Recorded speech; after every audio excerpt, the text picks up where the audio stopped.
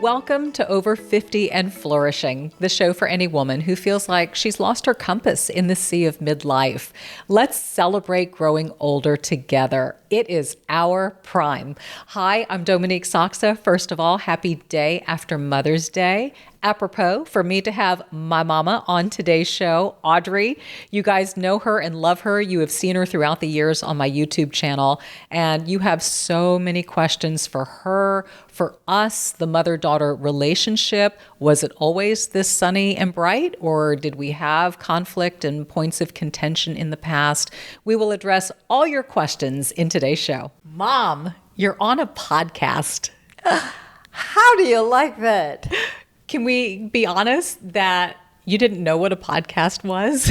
I really didn't. I know. We can be, we have, what do you mean, can we be honest? We're going to be real honest. We have to be honest. You're right. I'm always honest. True.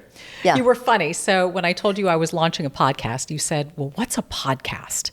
And I said, think of it as like a radio show that you listen to on your computer or your cell phone anytime. It's recorded and it's like stored up there and you can access it whenever you want to. And then you said, can you watch it? And I said, yeah, we can watch it on YouTube. Well, see, that's what I thought. I said, what's the difference between a podcast and a YouTube? Right. I couldn't figure out what the difference was because I thought they were almost one and the same. Yeah.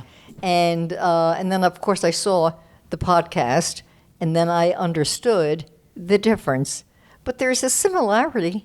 Well, you saw the podcast, meaning you saw the YouTube video, but you didn't hear the podcast, which is how most people listen to it. So that's the difference. It's like, again, it's an audio format of getting content, news, and information. And I'm so grateful that it's out there because it's such a wonderful platform for me and us to be able to talk about the mother-daughter relationship and a lot of questions about you. You know, you have been on my YouTube channel for years now, and my audience adores you. They cannot get enough Audrey, literally. And when I seriously. And so when I put out the video saying that you were going to be on and I wanted to open it up to questions for you, they were over the moon excited. And there were so many interesting questions and overlap, and people are just fascinated about you in general, your appearance, your spirit, and all of that. So we're going to dive into it all.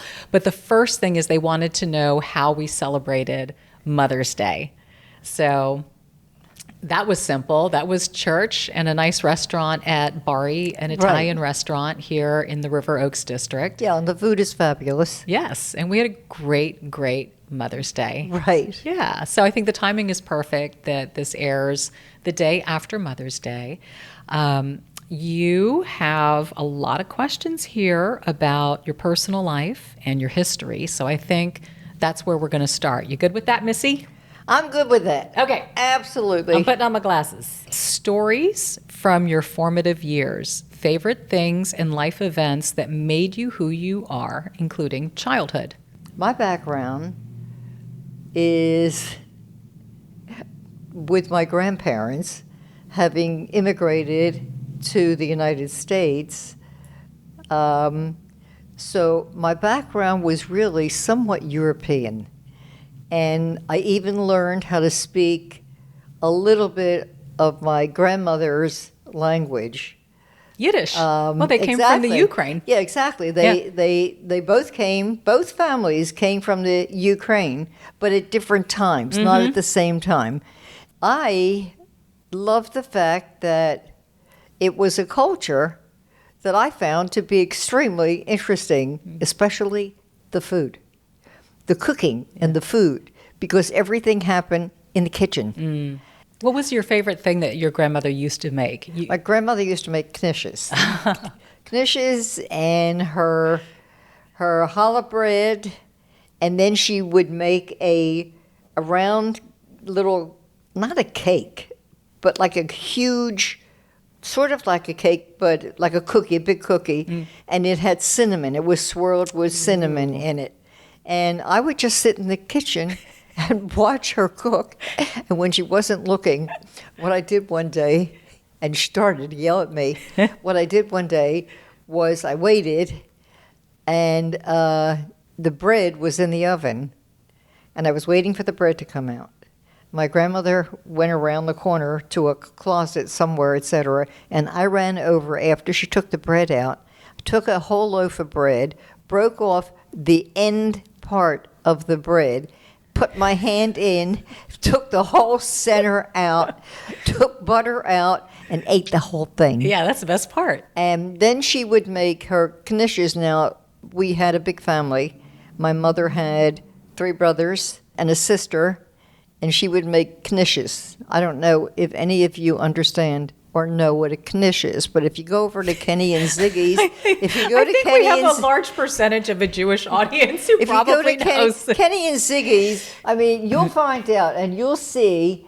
The only thing I can tell you is I don't think they're as good as my grandmother's, to be honest. So you would say culturally, your history, your background, where you're from, and what that brought to you as a child was probably a part of what made you who you are. Oh, there's no doubt and were about it. certainly formative Right. years for you. Oh, yeah. Oh, yeah. I would Yeah. agree. I think that culture is so missing today in our society. I think you were very lucky to have had that kind of experience, to be honest with you. I mean, the experience also included music, dancing, Yeah. and a lot of communication. Yeah. Which these are things I miss. I really do. You grew up in a great time. I did. I really did. Okay, you talked about knishes and bread. Perfect segue to the next question. Does Audrey have a special diet that keeps her looking so beautiful and feeling great, along with fitness and lifestyle? So what do you eat? How do you move? What do you do? Okay, when I was young, a teenager, I liked things that were fattening. I liked bread. I liked pasta, spaghetti, pizza. I grew up in Philadelphia, by the way, and I think Philadelphia has about the best pizza in the country, maybe New York beats it, I'm not sure. So that was the kind of food that I grew up on. And But what about now? I mean, how do you maintain it? Because obviously those are not the things that you can eat. now, I completely changed, but I changed years ago. And what I do is I eat only what is healthy for me. And Examples. my favorite, of course, is protein. I'm a big protein eater. So I like chicken. I like steak is my number one food. And fish occasionally. I was never a big fish eater. And then I do intermittent fasting. So I eat my first meal at approximately 11, 12 o'clock in the afternoon. I may have a bottle of water or half a bottle of water in the afternoon at 3, 4 o'clock. And then at 7, I'll have dinner. And since I'm not cooking anymore, I find restaurants that do make and do prepare healthy food. So it's a lot of salad. I make my own smoothie and things like that. But I'm very careful about what I eat, how much I eat, because the quantity is extremely important. Yep. You can overdo even healthy food. So I'm very careful about the amount of food that I eat, and it has to all be organic. And what about fitness? I work out almost every day. And give us a description of what you do, because you go to your gym in the building. I go to my gym in the building. I've been to every gym. I think I've been to every gym in town. What, have they chased you out? Everybody that I know. I mean, I just know people that own gyms, and then I was a member of the Houstonian, and then I put that on hold. But I mean, what do you do? What's your workout? Oh, my workout is I do aerobics. I warm up with aerobics, and then I lift weights, and I do that for about 45 minutes to 50 minutes. Do you do arms one day, legs another, or do you do the full body all at once? I just do whatever I'm in the mood to do that particular day. How about stretching? All right. Now, when it comes to stretch, yes, I do stretch. Okay. I do stretch. But having had, unfortunately, you know what? I had an accident, and I couldn't stretch for a while. I had to be a little bit careful. But now I'm back to stretching, and the stretching is extremely good, extremely healthy for the muscles around the bone that I injured. So I do stretch. I even work out. I work out at home. I work out whenever.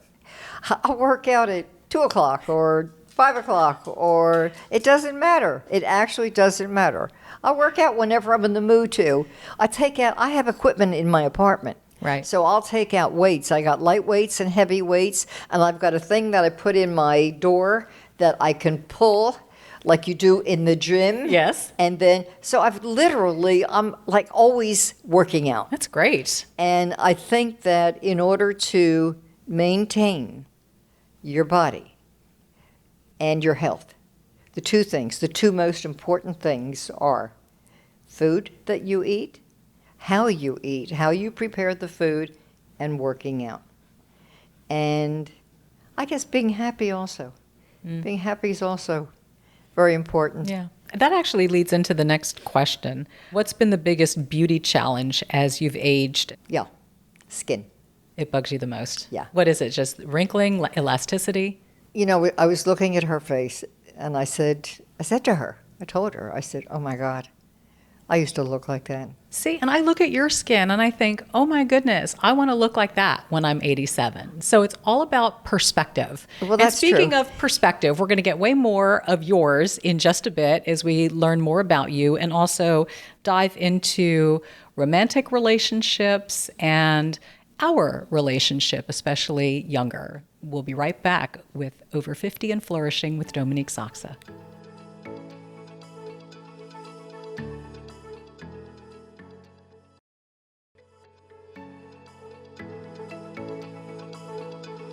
Welcome back to Over 50 and Flourishing with Dominique Sachse. I've got my mom, Audrey Toll, with me today. The show is airing the day after Mother's Day, so we were so excited to be able to do this together, answer your questions, talk a lot about aging. You know, you're 87. You've gone public with that. It's not like I'm outing you or anything. And we've also had some interesting dynamics in our relationship as well, which we'll get to in just a little bit. But the next question from a viewer is something that is so topical right now, and I'm grateful that it is, the conversation about menopause and hormone replacement therapy. So the viewer wanted to know, how was your menopause, and did you do HRT? The irony of the whole thing is when it comes to health and fitness, that is an area that I was very early in the game. At that time, I can't remember how old I was when I went through menopause, but I do remember finding this doctor, Dr. John Lee, who was in California, who was the first and only doctor that brought this up to women, to let women know that this is something extremely important for them. No other doctor, no other gynecologist knew anything about it. He was the first one. And of course, I ran out and bought his book. So then I had tests. I had tests to find out. And then I got the proper prescription, and I used cream to put on my body. And that is youthfulness. That is health. That is how to stay young. And you still do it today, correct? Oh, I still do it today. I'll do it till the end. Yeah. And that's it. Oh, absolutely. Yeah, I agree. I agree. HRT absolutely saved me. Next question, I want to know how you remain vibrant and positive as you age. The world wants to erase women of a certain age, and it acts as if they're no longer relevant. So how do you not only overcome this, but thrive, being relevant and positive? Well, I come from a family in Europe that had humor. They had humor, they had laughter, they had music, they had singing, they had dancing, etc. And I carried that through. And that is a great way to just maintain fun, youthfulness. I think it's really important. It's what I'm missing right now. How do you create it then if you feel that it's missing? You dance in your apartment? Well, you always are playing the classics. I always hear you with music on in the background, so you're always listening to music for sure. Yeah, I used to. Her father went out and bought an extremely expensive audio system, and we would put records on at that time. I think it was records. And I would take Dominique, and I would just dance with her in the living room. Yeah. We would just dance all over, all the time, because that is important and that is missing. I don't hear people. I heard somebody whistling the other day.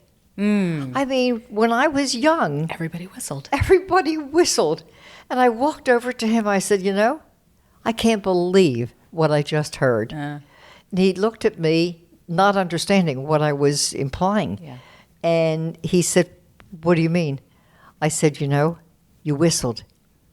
I haven't heard that since I'm a little girl. Yeah, you don't hear people whistling. You don't hear people whistling. You don't hear people singing. Mm-hmm. You can sing even outside. Yep. You can sing. You can dance outside. Yeah. I have to say, I heard you crashed a party over at Eloise Nichols, and you were dancing. Someone sent me a video clip of her. I'm like, wait a second.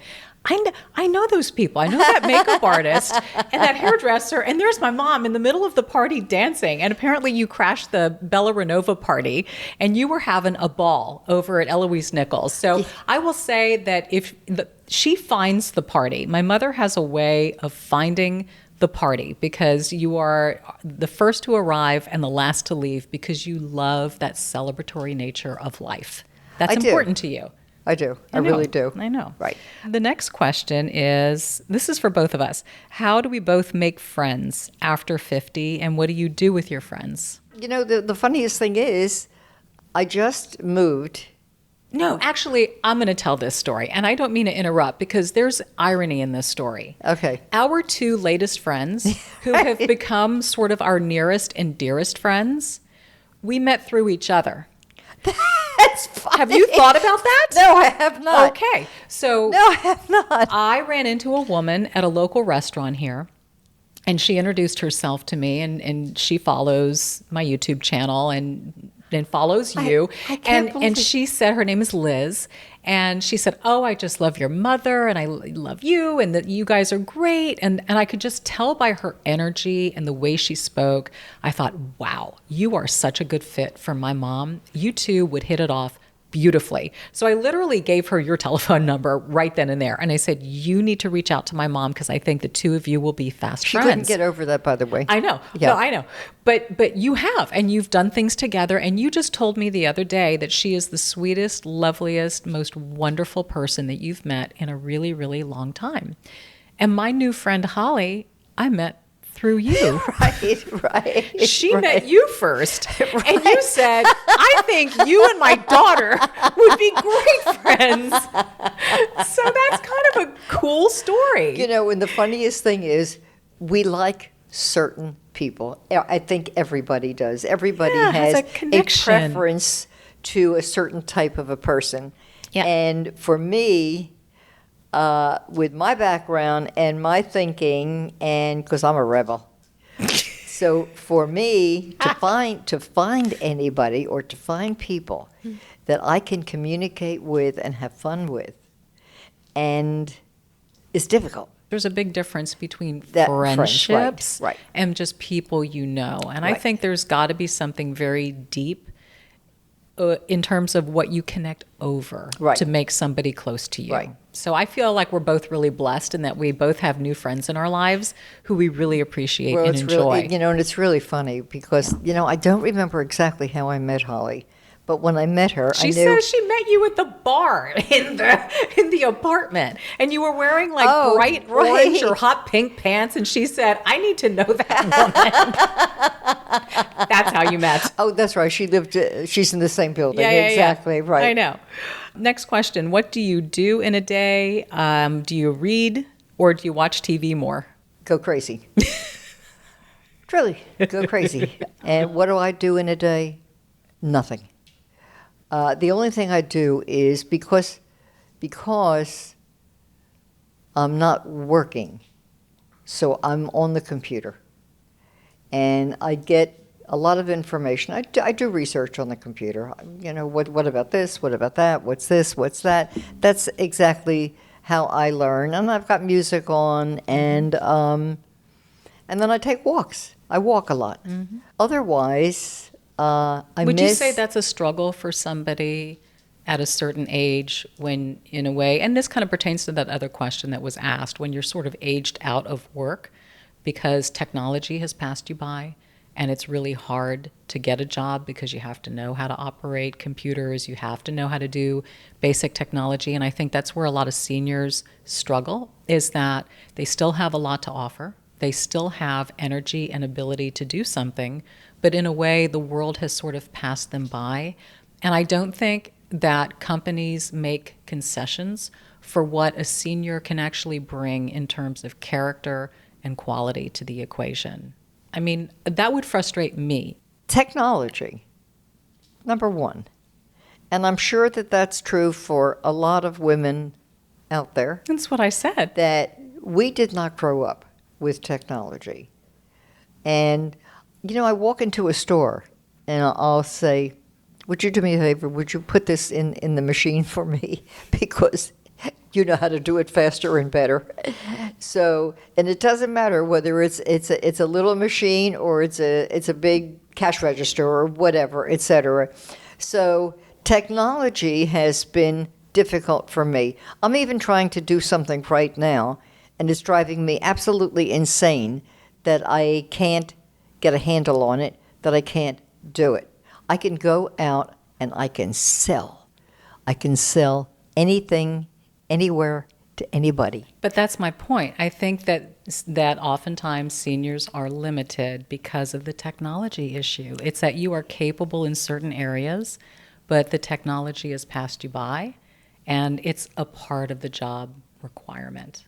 And I think that's the frustrating part. That's why I said I would be frustrated. If I had a skill set in a certain area and I knew I could rock it in a certain way, but I was missing what was needed today and I just struggled with it, it would be frustrating. It is. It's extreme. It's very difficult. Yeah. It really is. What is the best adventure besides motherhood that you've experienced? I took a trip. I think I told this before. And I was living in New York. I was with a production company about to put together a TV show, a quiz show. And I decided, I had a friend from London who invited me to go to Europe. He had a yacht in Europe and invited me for a party with some other people, etc. And we weren't doing anything. The show wasn't on the air, didn't have sponsors, nothing. Anyway, to make a long story short, what I did was I went. And once I got off of that plane and I looked around, I looked at everybody and the architecture and everything, and I said, I'm home. I'm home. Yeah. That was the first thought. I'm home. I love this. And I didn't know that the man sitting next to me on the airplane was the manager of the #1 Matador in Madrid. So what I did was, instead of a usual 3 or 4 week vacation, I stayed there for 2 years. Well, that's where you met my dad. And that's where I met Dominique's father. I met him in Corsica. Yeah. So that's quite an adventure, if I do say so myself. At that time, back in the early 60s, right, when you were in your 20s. Right. That was kind of unheard of back in the day. So good right. for you. Good for you. What do you define as your purpose, and what inspires you? My purpose Your right porpoise. now. Your porpoise. My porpoise. Yeah, what's your porpoise? I've got a dog here who's very needy. Me too, Oscar. My purpose right now is to, cure the world. Make everything right, make everything good, make everything correct, and have happy people like I grew up with. Day by day? How about hour by hour? How about hour by hour? Right. Speaking of hours, I've got a feeling this conversation is going to go on for at least an hour. We're going to take a quick break. Over 50 and Flourishing with Dominique Sachse. We'll be right back.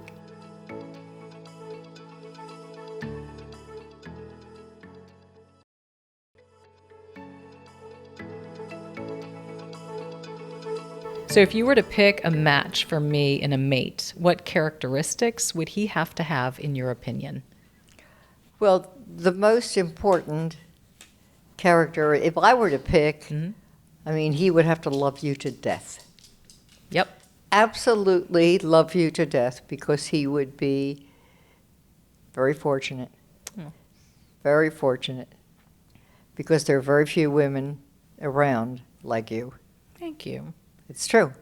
And he would need self-esteem, intellect. He'd have to be intellectual. He would have to be self-sufficient, productive, and more or less, and I liken it to Ayn Rand's word hero. He would have to be a hero type, somebody that you could look up to, admire. Yeah. You listed a lot of amazing attributes that I would definitely want in a man, for sure. I'm going to even add to that, since this is my guy, one day.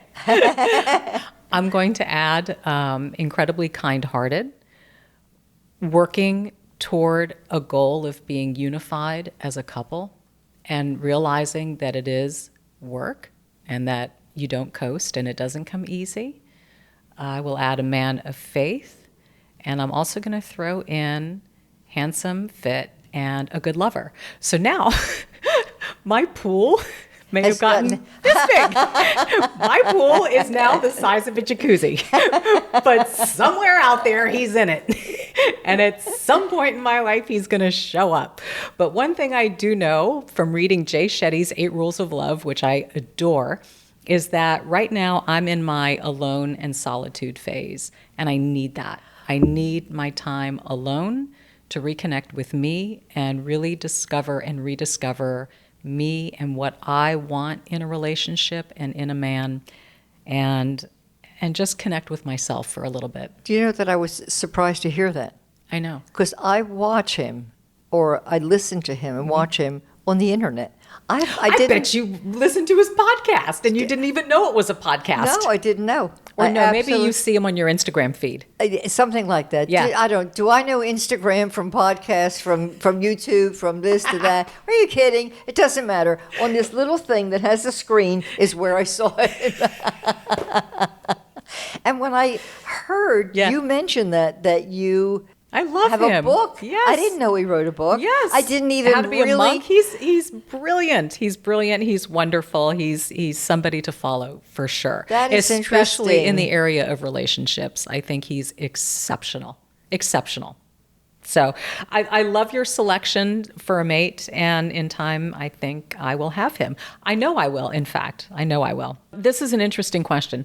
How do you deal with the expectation that we're supposed to have a partner in life? I think we should take out one word. Supposed. I agree. Okay?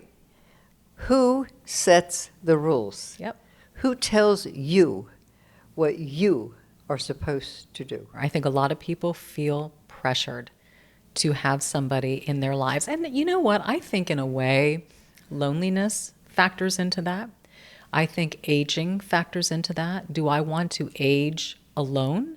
Maybe that's scary for people. Maybe they want a partner or a companion to have through that time. I understand that, and I get that. And that's something that I think each individual has to grapple with.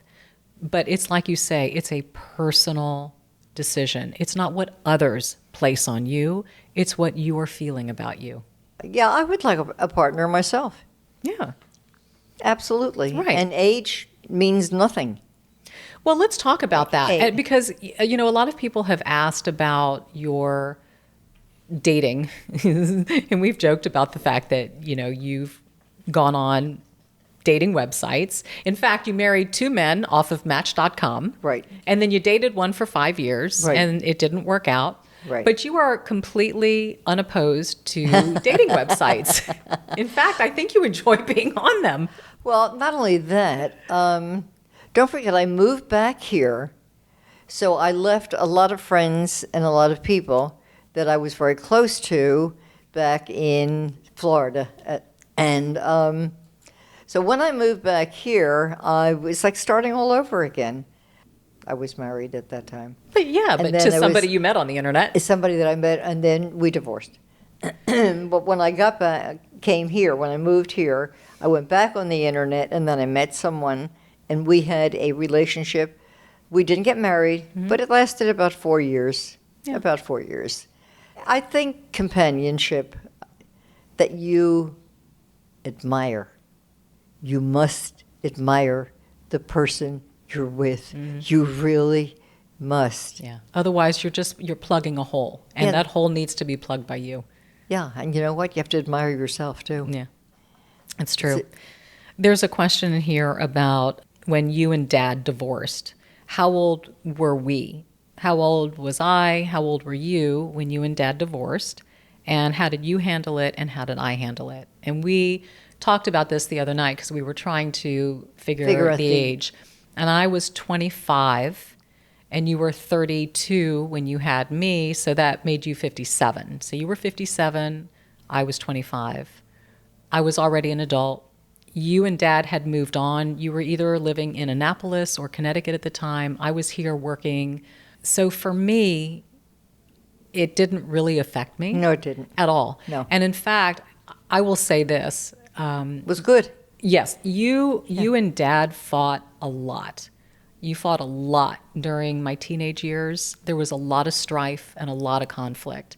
And I saw it, and I was exposed to it. And honestly, there was a part of me that wished that you guys divorced then. And I know that you said that you stayed in the marriage for me because you felt like I needed 2 parents together. But I was just a very different child. I was very independent. I was working a lot during school. I was in school. I was with my friends. So I didn't feel like I needed 2 parents in the same household to make me feel loved and protected. What I needed was 2 functioning, healthy parents. And I thought that could happen better separated. But and you can tell me how you felt at the time, but I think you were scared. I think maybe you were scared to leave, maybe worried about being on your own, because I know you considered divorcing earlier than you actually did. Right. And having grown up in an era where women, for the most part, did not work, for a lot of years that Dominique was young, I did not work. I only started working when you were. When I was a teenager. When she was when she was a teenager, exactly, and that's when life changed, and people changed. Everything changed. Honestly, if we're going to get real about it, the difficulties were over finances. You and Dad got along well in a lot of areas. Right. The difficulties were over finances. Right. So we dealt with it like people deal with divorce. Only, I don't think we were fighting a lot. No, at you that and Dad time. Were amicable. You remained friends, and you would stay in touch. Absolutely. Yes. Yeah. Which was nice. Okay, mother-daughter relationship dynamic. Would be curious to know how you are similar and different from each other. What's the best advice you've given me, and maybe not so best advice? I'll start this. I would say we are similar, obviously physically, in the way we look. We look a lot alike. People will always say to you, you look just like your daughter. And you're thinking, shouldn't it be the other way around? What came first, the chicken or the egg here? But that's kind of funny. And we have the same laugh. So our similarities are there. I think our personalities are very different. I think I'm much more like my dad, personality-wise. I think you are an extreme extrovert, and I'm an ambivert. I'm a mix between extrovert and introvert. I need my quiet. I need my my downtime, my alone time, I can get overstimulated quickly. And I like to be in my head, and I like to be creative and in my own space. So I think we're different in that way. Do you know that that's the way you were as a little girl? Absolutely. You would go up to your room. Yeah. And write, I don't know, play with games, do a lot of writing. I wrote a lot. You did a lot of writing. Projects. I would sew. Being alone and doing your own thing was great for you. You absolutely loved it. I did. Where I loved going out. Yep. I was out running, playing on the bike, on the skates, falling, playing with my friends, etc. That was my fun. Yeah. And yours was. It's really interesting. I know. Mine was alone. Yeah. Which is kind of interesting when you now think about my chosen line of work. Yes, exactly. What am I doing? I'm alone in my house, and I'm creating. And I think that's kind of cool. And what am I doing? You're alone. I'm not out having all the fun that I did. Could both of you talk about having an only child? I have one son, and I worry about him being an only. Okay, so here's the deal. I'm an only. You're an only. My dad was an only. So smallest family ever, because I had no aunts, uncles, or cousins. I personally loved being an only child. So my encouragement to this mom would be, don't worry. If your kid's happy and independent, it's great. And you don't need a sibling to have camaraderie. You can have friendships and have friends come over. So my only experience was a great experience. I don't know where that thinking came from. I don't know where it originated from, because I've had people that you and I know ask me, how come you only had one child? And my answer is, I only wanted one child. And people don't understand when I say, I wanted only one child, and that was it. I was the same way. I only wanted one as well. Yeah. I was more than happy with that. Have you and your mom always been close, or did you become closer as you got older? I think we were very close when I was young. Right. Because I think you were all hands on deck. You were a stay-at-home Absolutely. mom, and I was 100% your focus. Right. I think we drifted apart during my teenage years, when there was problems in the family. And I think also children tend to put their parents up on a pedestal early on, and then you become a teenager and you become more independent, you become a critical thinker, and you start seeing things, and suddenly your parents aren't, they're not quite as high as you thought they were. There's some reality going on there.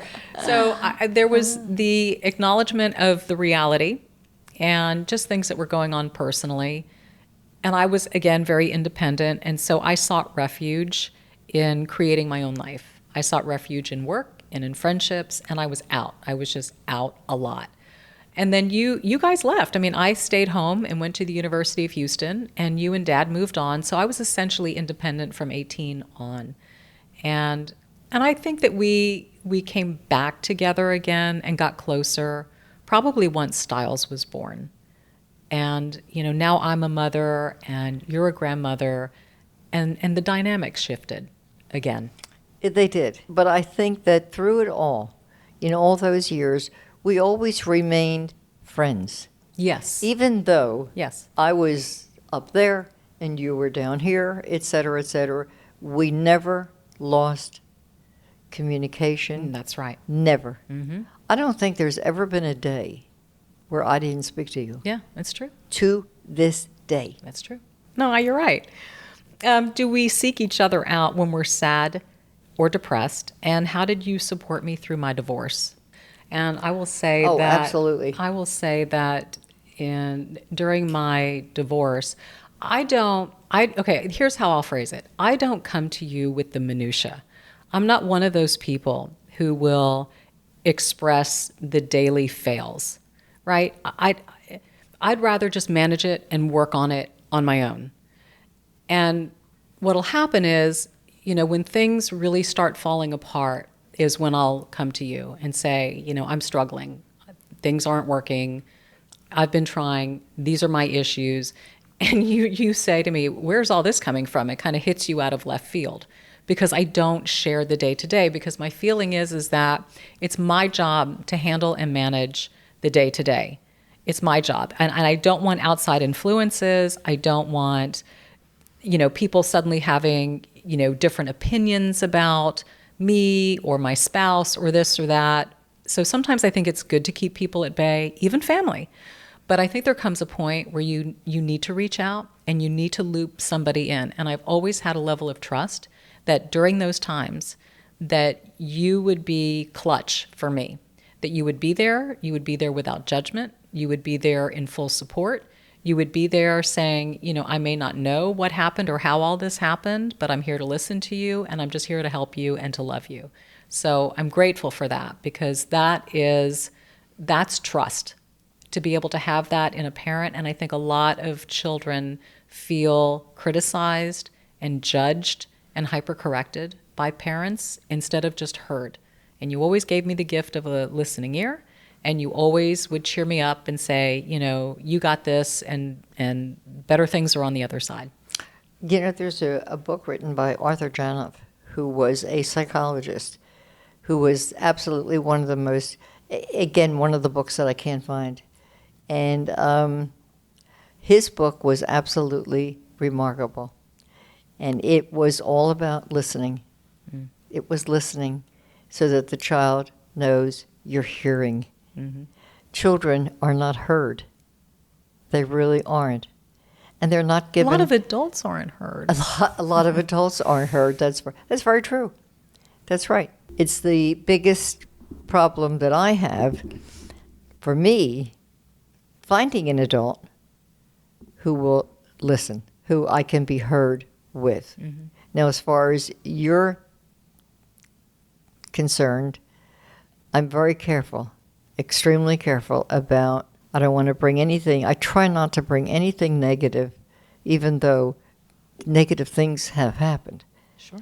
And you have to deal. And exactly, but I really try not to purposely bring things into your life that are not necessary. It's your life. You're not. You know what? I truly believe, I think that when children grow up, they literally become our parents. Mm-hmm. And I've heard other women say the same thing. Yeah, my son tells me always what to do. My daughters always tell me what to do. And I think the children see their parents differently, and they become the parent, sure, which is great. Now, the important thing is having an important parent, having an intelligent parent. And by that I mean, look how lucky I am. I have an intelligent parent. Well, aren't you lucky, Missy? That is absolutely yes. the truth, and I try not to take advantage of that. I know. Well, no, so this is a really good segue to this question. On the topic of your medical care, can we discuss if and how I've gotten involved, as well as the conflicts or challenges that it's created for both of us? So involvement in your medical care, and then also someone wants to know how you maintain your independence and live with no assistance. Well, I think you're blessed in that you're healthy and that you can be independent right now. But I would also say that your need for medical care has most certainly increased as of late, especially with the back break that you had last year. And I think my involvement in your care has increased as well, just in terms of guiding you, being with you, supporting you, making sure you're getting the right tests and things done, and all of that. She's amazing. She is absolutely amazing. When this happened and I got home, she immediately, you know how I felt. I fell on water in my apartment on the floor and didn't see it. So she immediately went on Amazon and ordered a carpet in front of the sink because the water was dripping from the sink. Yeah. So that's how I felt. So she ran out and ordered a carpet. Then she went to the drugstore and bought things that I didn't pack, heat pack, wraps. No, right. Yeah. I mean anything to help with the swelling. That I've never seen before, yeah, that she knew all about. And And then I said, yeah, of course, she's got a young child. Children do get hurt. Children do get sick. Children do need this. I got a pharmacy in there. Are you kidding me? And and I'm looking at these boxes and these things that she brought to me, and I'm saying, what the heck? What, Fisherman's Wharf or whatever it was called, I forgot. And not only that, she gave me, it was the first time that I did that. I didn't do that, before the accident. Oh, door dashing and all of that? Yeah, door dashing and Instacarting. Look at you, see, with the technology. And all of a sudden, but that came all from her. Yeah, but it's something that we have to manage together. And I guess the point is that kids at some point have to get involved. And they have to help their parents and assist with medical issues, life issues, and all of that. We're lucky in that we are in walking distance. We don't live in the same building anymore, but we're in walking distance of each other. So we're close. It's easy. It's accessible. You know, you even Uber. So I think they would be impressed with that as well. I mean, if I'm not available to take you to a doctor's appointment, you'll Uber and get there yourself. Tomorrow morning. Oh, well, there you go. Right. Okay. So it's manageable, and we're very, very lucky. What traditions do you keep with me to this day? We talk to each other every day. That is the tradition. If you think I was going to say I cook for her 3 times a week, those days are over. Yeah. And the reason is I cooked when I was married to her father. I cooked. Yes. And people loved the Italian food and the spaghetti and the pasta. And I mean, oh my God, I had books, I had cookbooks. And all of a sudden, when you're down to one person, you lose interest in cooking. Yeah. So I'm down to one person, so I'm not even cooking for myself. I don't cook at all. And I'm in a building right now, which is really a really nice building, that has a bar downstairs, a bar and a gym. And I'll run down there and I'll pick up a little bottle of wine and have a little bit of wine, and that's about it, and maybe order on Instacart or Uber over something. And life is easy. Life has become very easy. Yeah. And I feel a little guilty, I really do, because there were so many great meals that we had that, of course, a lot of them came from your father. Yes. Well, and so I'll add to that, the traditions really came from him. Yeah. And the irony is that... You continue. I continue. Right. I'm the one who picked it up. Now, not every year. I didn't do it last year because I moved at Thanksgiving here. You moved at Christmas there. So the holidays were a total bust last year. But the year before, I cooked Dad's turkey, gravy, potatoes, cabbage, and I made the puffer. So that's something that I like to continue because that was our family tradition, and that was something that came from his heritage, which is nice. Our thing is definitely the daily call. No question about it. Speaking of food, what's your favorite food? Steak. Crawfish? Steak and crawfish. No, you can't take mine. You can't take mine. You can have your steak. As a mom, watching me grow up, what are you most proud of? Oh, my God.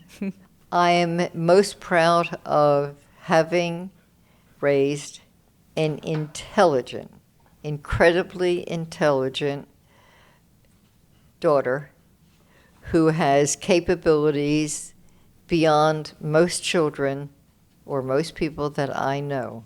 I'm just proud of her integrity, her intellect, her ability. She literally, actually, she has it all. It's rare.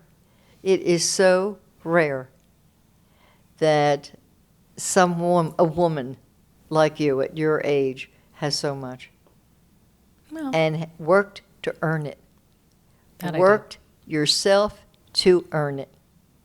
The only thing we did was give you the foundation and the fundamentals to be able to do that. Well, I'm grateful that I got an amazing foundation. You did. Launch pad, whatever you want to call it, to cultivate and really create my own. Well, I think we answered most everybody's questions, which I tried at least to combine them, but I thought that they were deep and meaningful. I mean, you can go on, and I think a lot of people want deeper and deeper, but out of just respect for privacy, there's only so deep you can go, while still maintaining respect for other people's privacy. So I think we touched on a lot of things in a candid and a respectful way.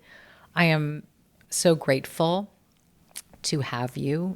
One thing I hear from women all the time is how much they miss their moms who have passed, and how lucky I am to have mine and to have you here. We could live in different states. We, could not have the health that we have. We are so incredibly fortunate.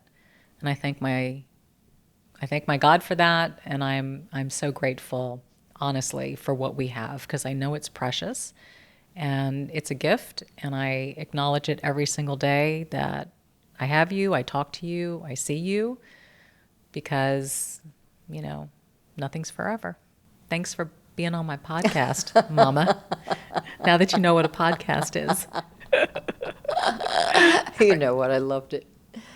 I really did. I loved it. It was good. Good. It was good for me, too. And I hope, for every mother-daughter team out there listening, maybe they can take a little nugget away and feel a sense of connection, or, kindred spirits in a way, or resonate with some of the things that we said. But this was joyful, and that kind of wraps up over 50 and over 80 and flourishing. Look at you. Right. That was fun, Mama. Thank you. Don't forget to rate, review, subscribe, and share. You can listen to this podcast wherever you get podcasts. Of course, it's airing on YouTube every Monday at 1 p.m. Central Standard Time. So don't forget to subscribe, and please leave your comment below. I look forward to reading them and being able to answer and communicate with you. Thank you so much for joining me for Over 50 and Flourishing. I'm Dominique Sachse.